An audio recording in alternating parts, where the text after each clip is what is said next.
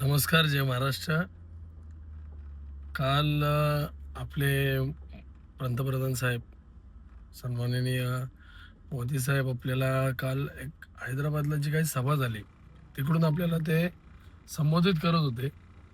त्यावेळेस त्यांनी सांगितलं की सामान्य माणसांनी आता येणाऱ्या दिवसांमध्ये सोनं खरेदी करू नका, लग्नांमध्ये तुम्ही सोनं देऊ नका.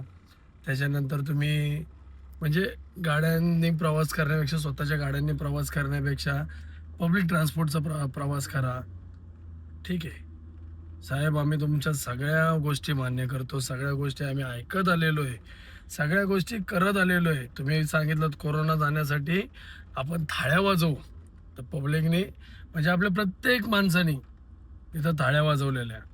तसं आत्ता पण करू. चला, आम्ही आजपासून गाड्या, आमच्या स्वतःच्या गाड्या चालवायच्या बंद करतो.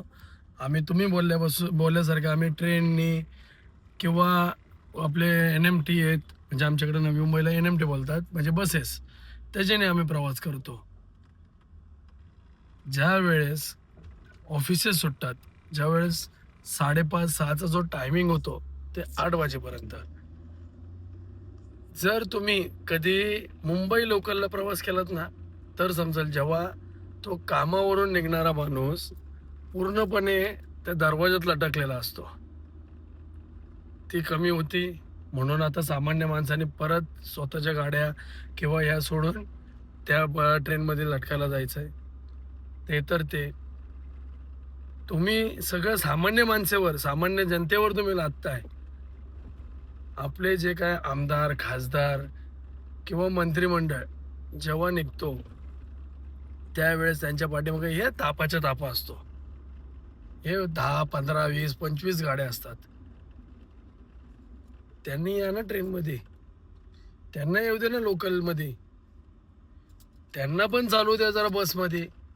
मग तेव्हा रस्त्यांचे हाल समजतील, तेव्हा ट्रेनमध्ये होणारी गर्दी समजेल की एखादा माणूस घरातून निघतो 9 वाजता, पोचतोय 10, 12, 1 वाजता.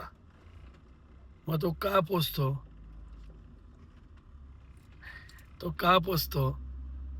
याचा कधी विचार केलात? तुम्ही बोललात, तुम्हाला नाही हो लागत टाईम, पण साहेब सामान्य माणसाचे पण विचार करा, सामान्य जनतेचा विचार करा.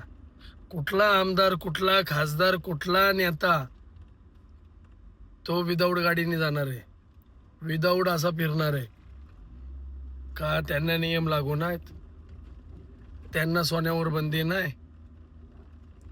ते करतील ते सोनं, सामान्य माणूस करल ते पित्तळ. हा नियम एकीकडे लावण्यापेक्षा सर्वांना समान कायदा लावा, की त्याच्यात मंत्रिमंडळाला पण सांगा की तुम्ही आता याच्या पुढे जेव्हा निघाल त्यावेळेस तुम्ही पण म्हणजे पब्लिक ट्रान्सपोर्टचा वापर करा.